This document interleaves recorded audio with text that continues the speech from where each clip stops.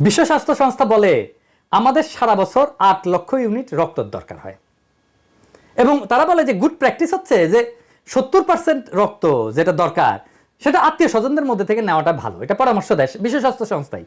আর বাকিটা voluntary blood donation থেকে সংগ্রহ করা হয় সারা দুনিয়াতেই। তার মানে ২.৫ থেকে ৩ লাখ ইউনিট ভলান্টারি ডোনেশন থেকে জোগাড় করতে হয় বাংলাদেশে। মেডিকেল ছাত্রদের সংগঠন আছে সন্ধানী, এই কাজটা করে। আবার বিশ্ব স্বাস্থ্য সংস্থায় বাংলাদেশ প্রসঙ্গে জানাচ্ছে যে একটা সুসংগঠিত রক্ত সঞ্চালন ব্যবস্থা বাংলাদেশে তৈরি হয় নাই। এটা আমার কথা না, বিশ্ব স্বাস্থ্য সংস্থার কথা। তাইলে আমরা একটা জাতীয় সমস্যার কথা জানলাম, এইটার সমাধান কিভাবে বিপ্লবের সাথে মিলায় আমরা করতে পারি। আমাদের কপাল ভালো, আমাদের রক্তের যা দরকার তা আমরা পাই, দেশের মধ্যে থেকেই পাই, আমাদের আমদানি করতে হয় না। কিন্তু দুনিয়ার কি অবস্থা? সারা দুনিয়ায় রক্তের চাহিদা ৩০ কোটি ইউনিটের একটু বেশি, সাপ্লাই কত? ২৭ কোটি ইউনিট।